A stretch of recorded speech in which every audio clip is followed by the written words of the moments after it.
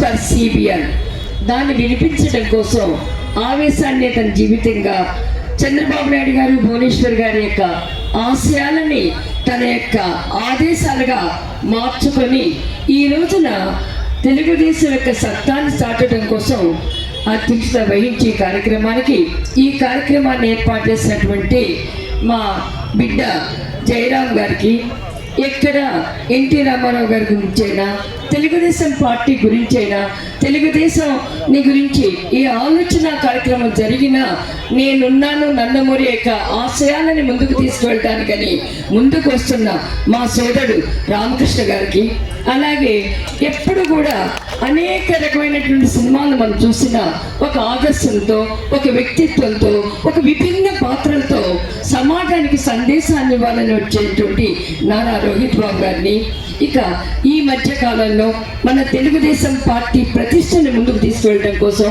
చంద్రబాబు నాయుడు గారి కోసం ఎంతో మహాపాదయాత్ర నిర్వర్తించినటువంటి, ఇప్పుడే నేను గణేష్ గారు పక్క ఊళ్ళకి చెందిన వాళ్ళమే, మేమిద్దరం కూడా, నేను నిడుపుల గ్రామస్తురాల్ని, ఆయన ఏమన్నా మా ఊరి పక్క ఆయన. అంతేకాకుండా నేను రాజకీయాల్లోకి వచ్చింది కూడా రామారావు గారితో వచ్చిన దాని వెనక మొదటి నుంచి కూడా చంద్రబాబు నాయుడు గారు ఉన్నారు. మా తాతగారు ఎన్టీ రంగా గారి యొక్క ఆశయాలతో రాజకీయ రంగం చేసింది చంద్రబాబు నాయుడు గారు.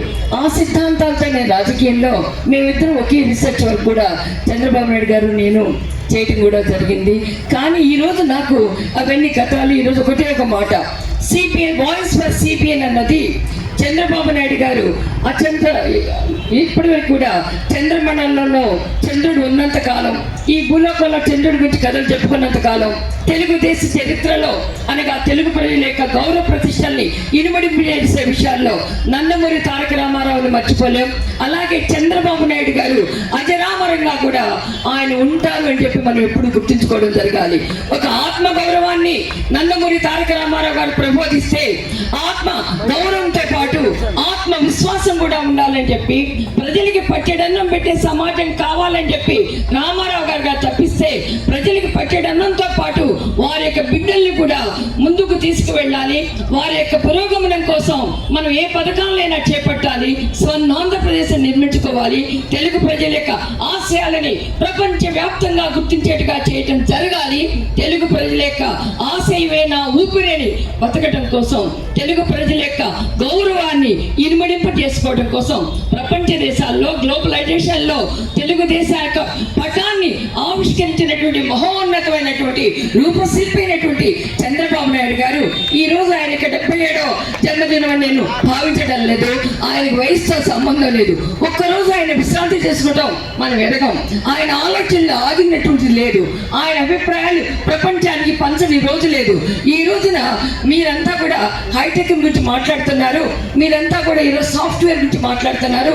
ఎవడో ఏదో కంప్యూటర్లు తయారు చేసేదేంటి, నేనే క్వాంటమ్ వాల్యూని పెడతానని చెప్పి ఈరోజు ఆవిష్కరణలు కూడా తీసుకొచ్చి ఆదాయాన్ని పెంచడమే కాదు, ఆత్మవిశ్వాసాన్ని పెంచడమే కాదు, మనోధైర్యాన్ని పెంచడమే కాదు, తెలుగుదేశ చరిత్రని అజరామరంగా ముందుకు తీసుకెళ్ళడమే కాదు, తెలుగు ప్రజల కోసం నేను ఉంటాను, నా ఊపిరి ఉన్నంత కాలం పనిచేస్తాను, ఆశయాన్ని ముందుకు తీసుకొస్తానని వచ్చేటువంటి చంద్రబాబు నాయుడు గారికి జన్మదిన శుభాకాంక్షలు తెలుపుకుంటూ, మా జయరాం లాంటి పిల్లలు ముందుకు రావాలి. తెలుగుదేశం పార్టీ జెండాని వాళ్ళు ఆకాశవంత ఎత్తుకి ఎదిగించాలి, రెపరెపలాడించాలి అనేటువంటి దానికోసం ఈ రోజు మా జయరాం పిలవకపోయినా ఈ కార్యక్రమం ఉందని తెలిసి చెప్పి వాయిస్ ఫర్ సిబిఎన్ లో మా అందరి యొక్క వాయిస్ కూడా కలవాలని చెప్పి, మీ అందరి యొక్క ఆలోచనలు కూడా ప్రతిబింబిస్తూ ఈ దేశ చరిత్రలో తెలుగు వారి యొక్క ఔన్నత్యాన్ని ముందుకు తీసుకెళ్లాలని చెప్పి కోరుకుంటూ నాకు ఈ అవకాశం జయరాంకి నా కృతజ్ఞతలు. జై తెలుగుదేశం, జై చంద్రబాబు నాయుడు.